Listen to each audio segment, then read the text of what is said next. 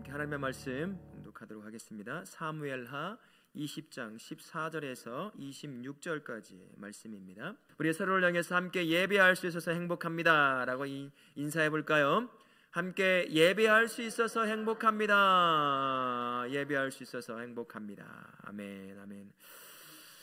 오늘은 반역자가 또 한 명 나와요. 세바라고 하는 사람인데요, 세바가 아벨성이라고 하는 곳으로 피신하게 됩니다. 그래서 요압이 성읍 전체를 다 파괴해서 그 안에 숨겨져 있는 도망친 세바라고 하는 반역자, 구테타를 또 한 번 일으킨 사람이에요. 이 사람도 10지파인 이스라엘 지파에 속해 있는 사람 중에 한 명이었어요. 여러분, 이게 사무엘상을 항상 보시면서 저도 몰랐는데 이게 큐티를 하면서 계속 두 지파가, 사실 10지파와 유다와 레위 지파가 계속 마치 섞이지 못하는 사람들처럼 계속 갈등을 일으키는 걸 봐요. 다윗은 그 사이에서 이 10지파를 계속 포함하려고 애를 써요. 그래서 이스라엘 지파에 속해 있는 사람들을 용서하고 끌어안고 포용하는 것들이 보이는데, 조금만 빗나가면 또 10지파가 삐져가지고 막 난리쳐요. 쿠데타를 또 일으키고 있는 거예요. 압살롬이 쿠데타를 일으키니까 10지파가 그게 딱 붙어가지고 또 유다지파, 레위지파를 막 몰아내려고 하고 막 이런 일이 계속 돼요. 세바도 그 중에 한 사람인 거예요. 그래서 지금 그렇게 막 하다가 이제 밀리니까 이스라엘의 북쪽 끝에 이제 아벨성이라고 하는 곳에 들어갑니다. 그래서 요압이 쫓아가가지고 그 성 전체를 다 허물어서라도 지금 그에 숨어있는 세바를 잡아 죽이려고 하는 장면이에요. 그래서 공성전을 준비하고 있는 그러한 상황입니다. 진압작전이 시작되면 성읍 전체가 다 초토화될 그러한 상황에 놓여 있습니다. 그래서 이때 아벨 성읍에서 살고 있는 이름 없는 한 여인, 성경에서 가끔씩 이름 없는 한 여인이 나오잖아요. 근데 이름이 중요치 않다는 거 이런 데서 한 번씩 나오는 것이죠. 천국 가면 만나볼 자매님이시잖아요. 이분 이름은 없지만 천국 가면 누군지 한번 찾아보세요. 이제 언제 갈지는 모르지만, 그러니까 아벨성에는 어느 지혜로운 여인이 나와서 요압과 이제 대화를 합니다. 그래서 협상을 시도해서 이 여인의 지혜로운 중재 덕분에 무고한 피를 흘리지 않고 반란자였던 세바만 처단해서 이 전쟁이 다 이제 끝나는 장면이 우리가 오늘 읽었던 그 말씀의 장면입니다. 여기서 말씀을 들어가기 전에 중요한 단어 하나인 전략이라고 하는 단어, 성경에서는 전략을 뭐라고 표현하고 있느냐, 히브리어로 보게 되면 타흐브라, 이상한 말, 타흐브라, 이게 가래뱉는 소리가 나는 거거든요. 타흐브라, 이렇게 문자적으로 우리말로 번역을 해보면 지도하다, 인도하다, 지시하다, 계획 또는 지혜, 그리고 신중함, 이런 의미를 우리말로 번역될 수가 있는데요, 보통 이 전략이라는 단어는 보통 어디에 많이 쓰일까요? 전쟁터에서 많이 쓰여요. 그래서 전쟁을 수행하는 방법, 지혜로운 방법을 통틀어서 책략이라고도 하지만 전략이라고도 표현하게 됩니다. 같은 어원을 똑같은 히브리 언어를 갖고 있는데 우리말로 번역될 때 조금 다른 게 있어요. 많이 들어보셨을 겁니다. 지략, 모략. 이러면 옛날 번역에는 모략으로 되어 있었는데 지금 지략이니 전략으로 이렇게 번역이 바뀌기도 했습니다. 이스라엘 사람들은 애굽에서 400년 동안 종생활을 하면서 이제 탈출을 하잖아요. 그때부터 전쟁이 시작됐어요. 본격적인 전쟁. 애굽과의 전쟁, 아람과의 전쟁, 그 다음에 가나안 땅에 들어가기 그 전까지 여러 민족과 전쟁을 열었어요. 근데요, 이 광야 시절에 이스라엘 백성들이 가지고 있던 무기는 형편이 없었습니다. 무기 자체가 없었어요. 그냥 열재앙을 끝나고 난 뒤에 애굽 사람들이 주운 보석이니 이런 걸 갖고 나오기 바빴지 무기를 탈취해서 가지고 나올 수가 없었어요. 그러니까 뭐만 있겠어요? 가면 농사 지을 수 있는 꽃갱이냐 이런 것밖에 없었단 말이에요. 그런데 광야길을 가다 보면 여호수아를 통해서 싸움이 일어나는 것들 많이 보셨을 거예요. 출애굽기를 보게 되면 어떻게 싸웠을까? 그걸로는 전쟁에서 이길 수가 없어요. 광야로 나가면 전쟁에 능한 민족들이 득실거리고 있거든요. 무엇으로 이겼을까요? 하나님이 주신 지혜, 모세에게 지혜를 주고 그리고 여호수아에게 지혜를 주셔서 전략과 지략을 통해서 그 모든 전쟁을 이겨나가며 40년 동안 광야 생활을 해왔던 거예요. 그리고 이제 이스라엘을 정복 전쟁을 시작하잖아요. 그때쯤 되면 이제 한 세대가 지난 세대이기 때문에 전쟁에 능해져 있었어요. 이제 전략에도 능해져 있고 이제 그런 상태에 이제 가나안 땅 정복을 시작합니다. 그러면서 이제 무기도 가지고 있었고 아직도, 그러나 사실 가나안 땅에는 이제 시대로 말한다면 철기 무기를 사용하는 그러한 사람들이 그 전쟁에 능한 민족들이 있었던 반면 이 이스라엘 사람들은 청동기를 가지고 있었어요. 철기하고 청동기 싸워봐야 누가 이기겠어요. 어림 반푼옷이 없는 거잖아요. 근데 광야에서 지내는 40년 동안 이미 가나안 땅 민족은 여호수아서 1장에 보면 뭐라고 돼 있어요? 라합이라는 여인 입으로 고백하잖아요. 간담이 이미 녹아 있었어요. 그러니 청동기를 가든 꽃갱이를 들고 가든 아무 소용이 없었어요. 하나님께 주신 지혜를 가지고 전략 가지고 지배만 하면 되는 상태를 만들어 놓은 시였기 때문에 그런 상태에 있었어요. 그리고 그런 모든 전쟁에 중요한 게 무엇이었냐면 이 전략이라는 것이었어요. 하나님이 주신 지혜를 가지고 전략을 짜고 지략을 짜고 모략 가운데 이런 모든 전쟁을 해서 다윗이 큰 왕국을 만들어 놓고 그리고 솔로몬에게 이제 왕국을 물려주게 되는 것이죠. 그래서 성경에서는 지혜 다음으로 중요하게 여기는 것이 있다고 한다면 이 지략, 전략 뭐 이런 것이 될 수 있을 거예요. 잠언서 20장 6절 말씀에 보면 우리가 다 들어본 말씀이에요. 제가 한번 읽어봐 드릴게요. 너는 전략으로 싸우라. 승리는 지략이 많음에 있느니라.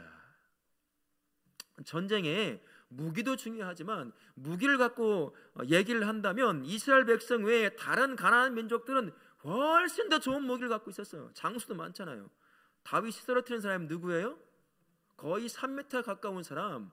진짜 우리는 메뚜기처럼 보일 만한 그런 장수들이 득실거리는 곳이 가나안 땅이었단 말이에요. 그런 데에서 무기만 갖고 싸운다고 생각해 보세요. 이게 더 이길 수가 없어요.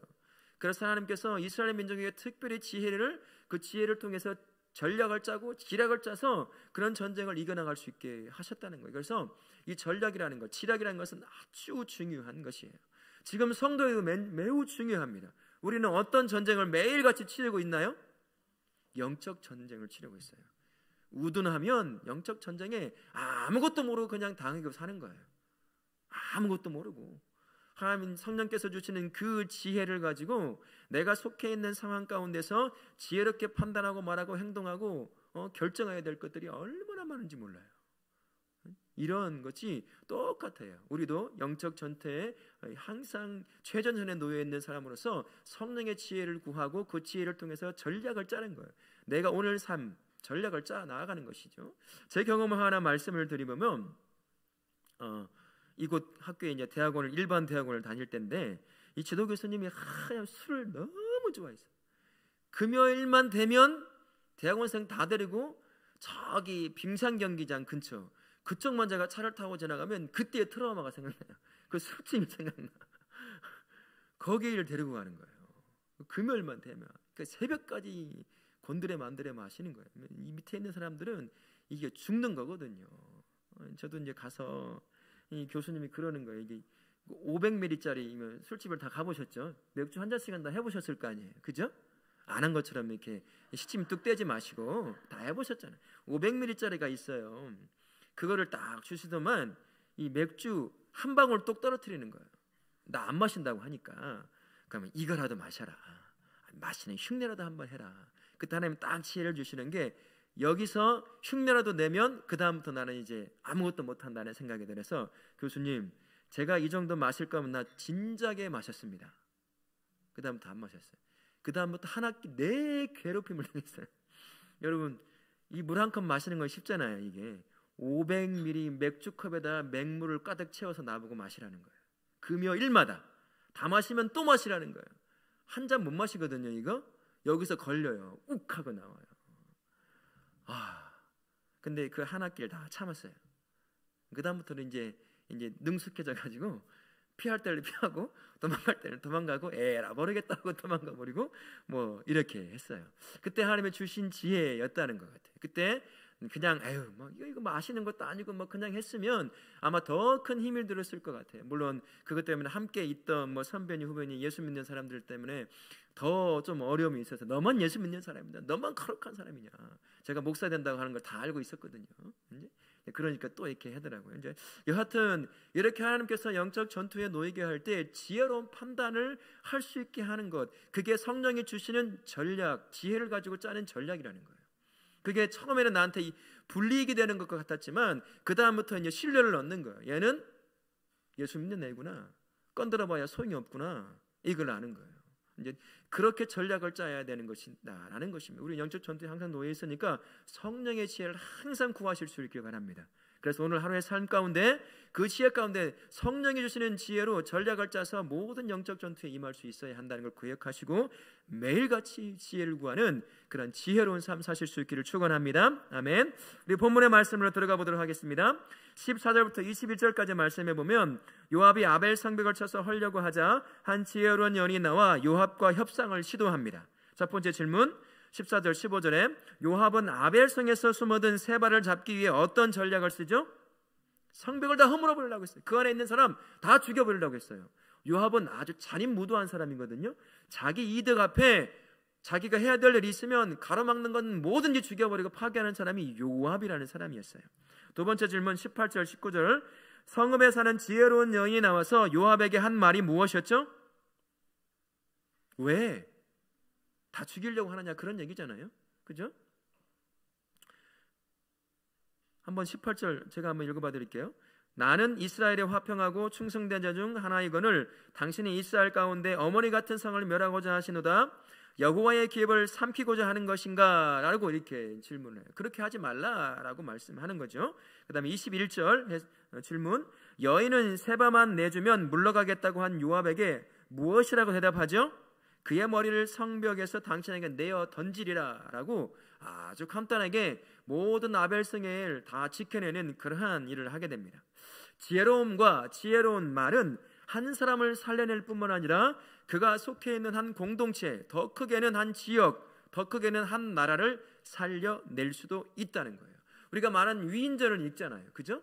우리가 흔히 알고 있는 이순신 장군 이렇게 보면 어떻습니까? 그 한 사람을 통해서 나라 전체가 구원을 받는 것을 보게 돼요. 구원이라는 단어를 쓰기는 좀 그렇지만 침략에서 우리를 보호받는 그런 것들을 보게 되는 것입니다. 그래서 한 사람의 지혜와 지혜로운 삶이 한 사람을 살려낼 뿐만 아니라 그가 속해 있는 공동체 전체도 살려낼 수 있다는 것을 이 지혜로운 이름 없는 한 여인이 우리에게 가르쳐 준다라는 것입니다. 그래서 우리가 항상 내가 가진 지혜를 가지고 나만 살아나는 것이 아니라 내가 하나님이 주신 그 지혜를 가지고 선택하는 그 삶이 나뿐만 아니라 내가 속해 있는 교회 공동체, 가정, 내가 함께 일하는 사업장 그런 부분에서도 다 그들을 살려내기도 하고 좋은 길로도 인도해 갈 수 있다라는 것을 꼭 기억해야 합니다. 성도로 부름받았다는 것은 파멸시키고 죽이고 멸망시키려고 우리를 부름받은 것이 아니에요.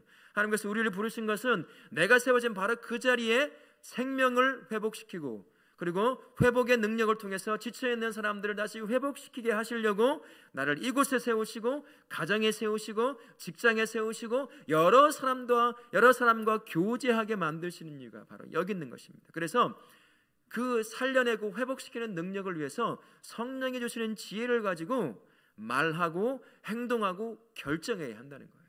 그 과정을 통해서 나 때문에 그 누군가가 살아나고 나 때문에 가정에 살아나는 것이죠. 여러분 살림이라는 단어 아시죠? 살림 좀 잘해. 살림이 왜 이 모양이야? 이 살림이 뭘까요? 살려낸다는 말이에요. 그래서 좋은 아내가 시집 다 좋으신 분이에요. 제가 누구 한 사람은 얘기하는 거 아닙니다. 시집 잘 오면 그 시댁을 살려내는 사람이 있잖아요. 정반대인 사람도 만나보셨어요? 정반대인 사람 시집 가는데 그 시집 가면 시집을 죽여. 시집을 해프게 쓰고 관리 못해가지고. 그 살림 잘하는 말이 다른 말이 아니라 살려낸다는 말이에요. 살림이라는 말이. 그래서 내가 세워진 지혜로운 그리스도인들이 세워진 그 자리에는 살림이 일어나기 시작하는 것입니다. 그래서 내가 세워진 자리가 바로 그러한 자리라는 사실을 기억하시고 성령의 지혜를 구해서 이름 없는 지혜 이 여인처럼 그곳이 멸망하고 다 죽을 것 같은데 그 여인의 몇 마디 말로 인해서 그 성이 다 살아났어요. 이런 것이 우리의 부르심의 삶이다라는 것을 기억하시고 이 한 주간 계속 하나님께 지혜를 구하면서 지혜롭게 나를 통해서 누군가가 회복되고 생명이 임하고 그렇게 세워지는 그러한 복된 삶 사실 수 있기를 축원합니다. 아멘. 우리 14절부터 22절까지 말씀을 통해 주시는 은혜를 요약하면 이렇습니다. 요압은 성읍을 치기 전에 화평을 도모하라는 말씀을 어기고 자기 목적을 달성하기 위해 무고한 사람들이 있는 아벨성을 파괴하려 했습니다. 목적과 명분을 위해 생명과 평화를 해치는 결정이었습니다. 오늘날 어디에서 이런 일이 일어나고 있는지 그 폐해는 무엇인지 한번 봅시다라고 나와 있습니다. 자기 이득과 관련되어 있는 그 모든 것에서 요압과 같은 일이 일어나요. 요압이 하는 일들이 다 일어나게 되어 있습니다. 지금은 극한 경쟁의 시대에 놓여 있어요. 내가 살기 위해서는 어떻게 해야 될까요? 내 이득을 지켜내기 위해서는 누군가는 죽여야 돼요. 밟고 올라서야 돼요. 화평 만들어낸다? 어리석은 삶인 거죠. 상승되는 봤을 때는 말도 안 되는 삶이에요. 누구도 인정해주지 않아요. 어리석은 일이라고 손가락질하고 혀를 차는 일이 바로 화평을 만들어내는 일입니다. 왜 그럴까요? 화평을 만들어내려고 한다면 어떻게 해야 되죠? 내 것을 내려놓아야 되거든요. 내 이득의 피해를 볼 수 있어야 화평이 만들어져요. 이 극한 경쟁심이 있는 이 사회에서는 화평은 내 것을 내려놓지 않고서는 결코 만들어질 수가 없는 거예요. 그래서 나를 내려놓지 않는 모든 것에서 화평이 깨져요. 교회라고 달라질까요? 교회도 똑같아요. 더 심한 얘기 해볼까요? 목사님들 사회에서도 성직자들 안에서도 깨져요. 화평이 일어나지 않아요. 사람이 있는 곳이 그런 곳입니다. 나를 내려놓지 않으면 결코 평화와 화평은 만들어질 수 없다라는 것 꼭 기억해야 합니다. 우리가 정말 기억해야 될 것은 예수 그리스도가 어떤 일을 행하셨냐는 거예요. 십자가에서. 예수님께서 십자가에서 하신 일은 무엇이냐면 나와 아버지의 사이를 죄로 말미암아 화평의 관계가 깨져버렸어요. 더 이상 화평하지 못해요. 적대 관계에 있단 말입니다. 그러나 십자가에 지신 예수님께서 이 적대 관계에 있던 나와 하나님 아버지의 관계를 화평의 관계로 만드셨어요. 자신을 희생해서 자신의 생명을 내려놓고, 그래서 이제는 하나님을 무서운 존재가 아니라 아빠 아버지라고 부를 수 있고 그 앞에 나아갈 수 있잖아요. 그렇게 하나님 예수님께서 자신을 희생해서 화평의 관계를 만들어 놓으셨다는 것입니다. 이게 우리가 바라봐야 될 거예요. 정말 우리는 화평을 만들어내는 피스메이커라는 사실을 기억해야 합니다.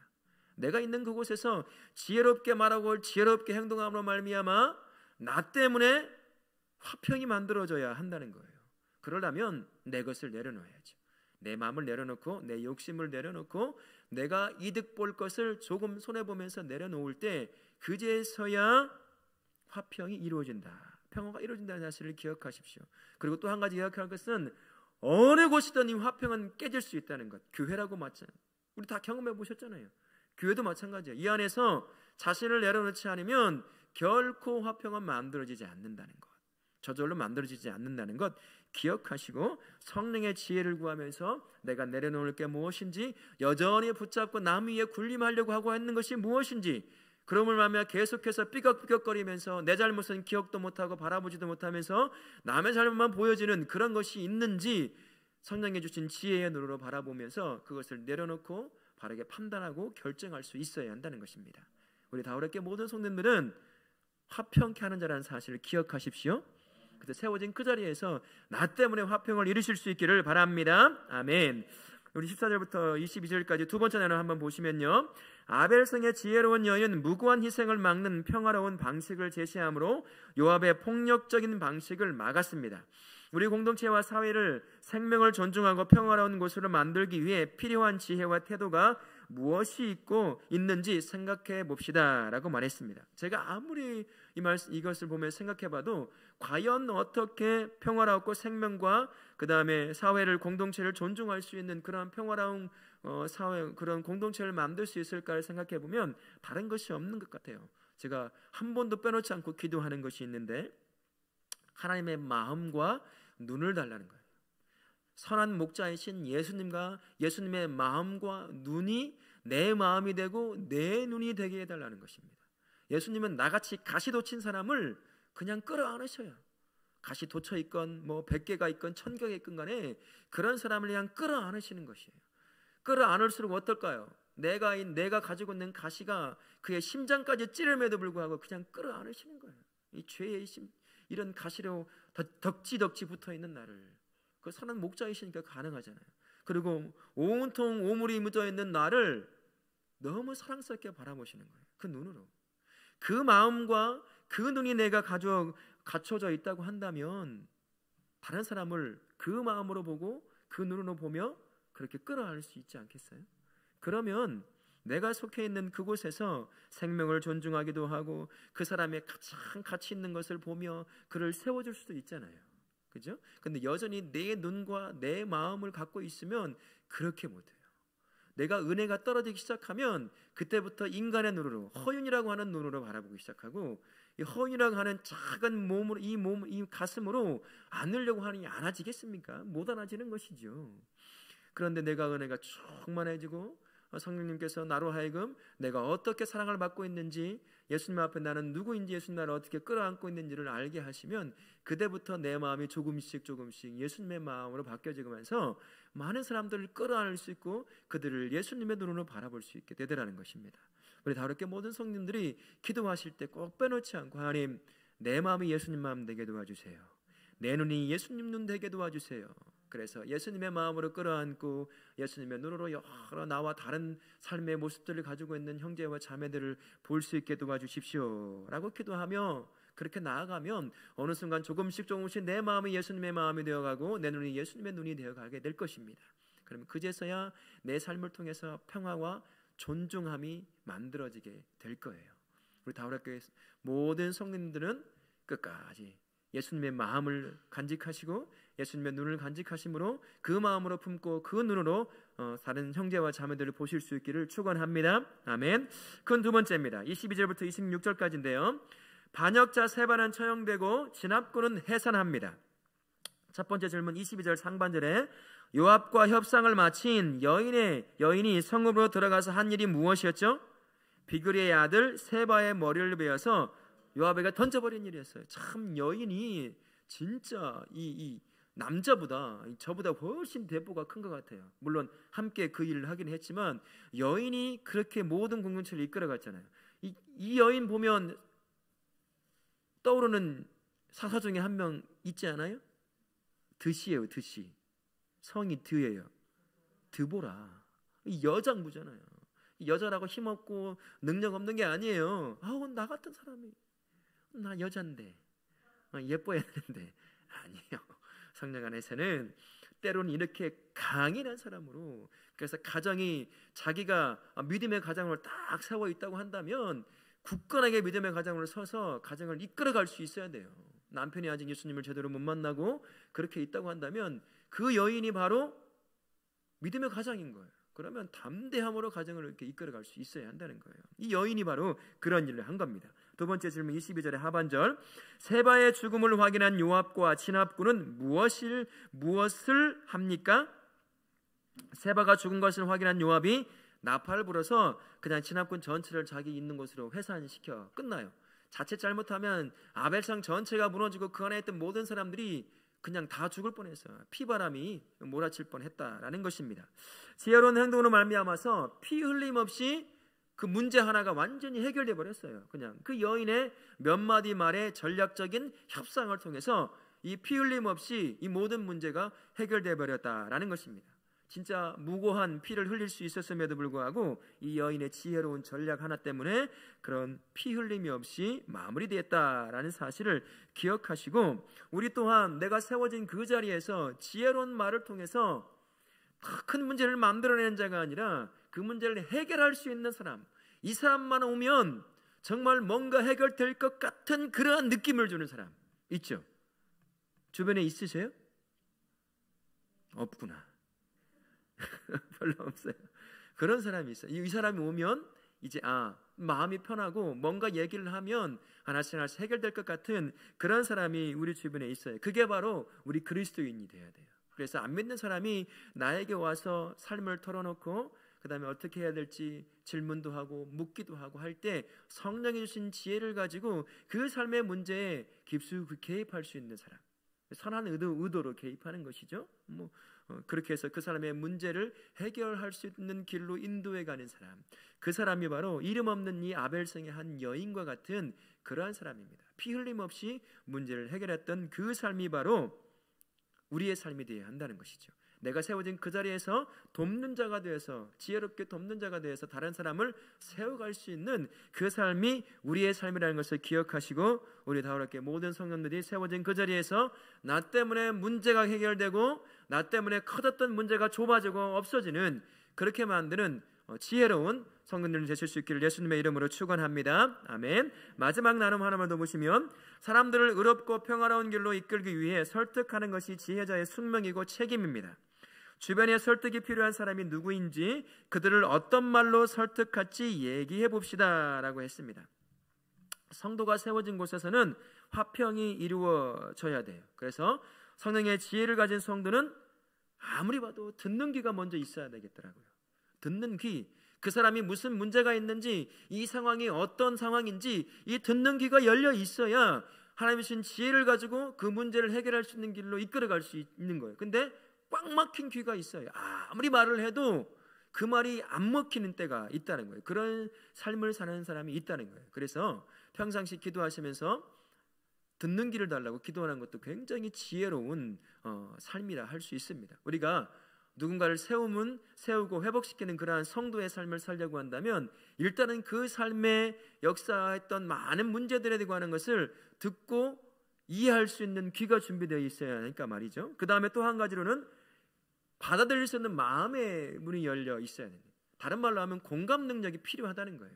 이게 아무리 이 사람한테 얘기하면 이해는 하는 것 같은데 내 마음을 공감해 주지 못하는 사람.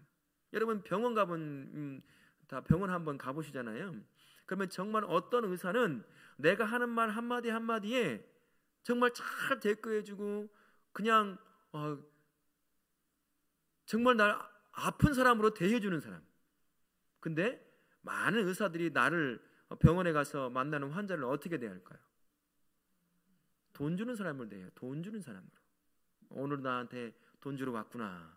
그래서 형식적으로 대하는 사람이 참 많이 있다는 거예요. 그 사람한테 가겠어요? 아니면 그 사람이 뭐 특별한 사람도 아닌데 의사도 아닌데 딱 가서 앉아서 내 얘기를 하면 잘 들어주고 그냥 공감의 반응을 해줘요. 몇 마디 아닌데도 어딜 가겠어요? 그런 사람들을 어느 병원 가야 돼요? 어떤 의사를 만나야 될까요? 하면 그 사람을 추천하지 누굴 추천하겠어요? 그렇죠? 우리도 큰아이 이제 출산할 때 그런 경험을 했어요. 익산에 가면 산부인과 하나가 있는데요, 완전히 다른 사람, 우리 잘못했다가 그 사람 말을 들어서는 우리 하임이 못 봤을 뻔했거든요. 근데 서울에 가서 딱 의사를 만났는데 똑같은 의사 입장인데 똑같은 현상을 보고서도 너무나 다른 얘기를 해주는 거예요.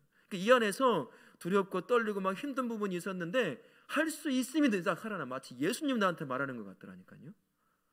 제 아내도 그렇고 다 포기 막 안 된다 뭐 어쩌 이런 말을 듣다가 그 의사를 만나서 얘기를 들어보니까 완전히 다른 거예요. 이게 이 산모가 그리고 이 아빠 될 사람이 어떤 마음을 갖고 있을지 수많은 사람들을 만나보니까 그 마음은 어떻게 위로하고 다독여주고 이 상황을 이겨나갈 수 있을까, 그것을 아는 것 같더라는 거예요.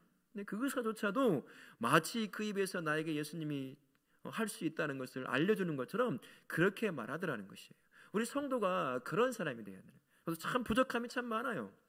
그러나 끊임없이 기도하면서 성령이 주신 지혜를 가지고 공감하고 그들의 마음을 이해하고 받아들이고 듣고 또 같이 아파하고 할 수 있는 마음, 그게 성도가 다른 사람을 섬기는 귀한 모습이다 할 수 있을 것입니다. 그래서 우리 모든 성도님들은 다른 지체 또는 우리 안에 공동체의 지체가 아니더라도 함께 일하는 사람들이 마음의 아파함과 다양한 질병에 그리고 여러 가지 문제를 안고 있다고 한다면 나를 바라보면서 나에게 얘기하며 내가 도와줄 수 있는 것도 없는데 그러나 나와 얘기하면 어떤 희망을 얻고 소망을 얻고 다시 한번 해볼 그런 마음을 갖게 만드는 그런 사람이라고 한다면 정말 하나님이 그 사람 그분의 그 신앙의 모습을 정말 기뻐하실 거예요. 그 사람만큼 누군가를 회복시키는 능력이 없으니까 말이죠. 우리 다우락교회 모든 성도들은 그렇게 다른 사람을 공감의 능력을 가지고 그렇게 회복시키는 그런 복된 인생, 성도의 삶 사실 수 있기를 축원합니다. 아멘. 지혜는 언제나 구해도 지나치지 않아요. 매일같이 지혜만 구해도 그거는 부족합니다. 끊임없이 구해야 될 것이 지혜예요. 얼마나 사단이 교묘하게 성도요 자녀의 삶을 무너뜨리려고 하는지 모릅니다. 그래서 끊임없이 지혜를 구해야 합니다. 특히 성도에게 지혜는 생명과도 같은 것입니다.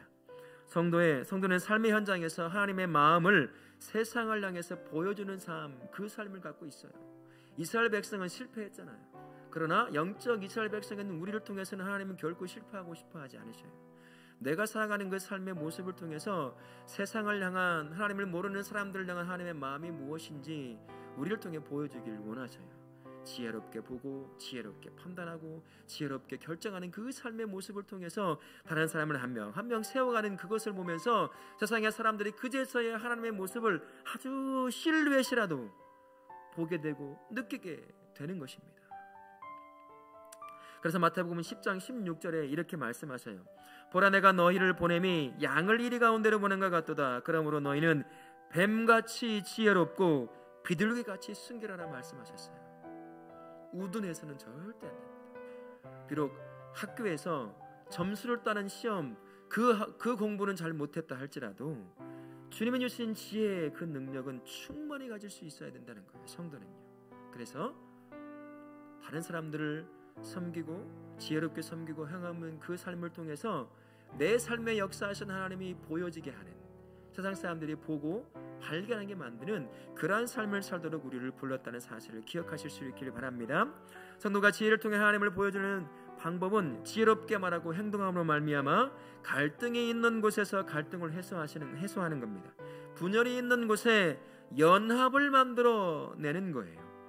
세워진 그 자리에서 최대한도로 나 때문에 평화와 화평이 만들어지는 그러한 삶, 그러한 삶을 통해서 우리 하나님을 세상에 보여줄 수 있다는 겁니다.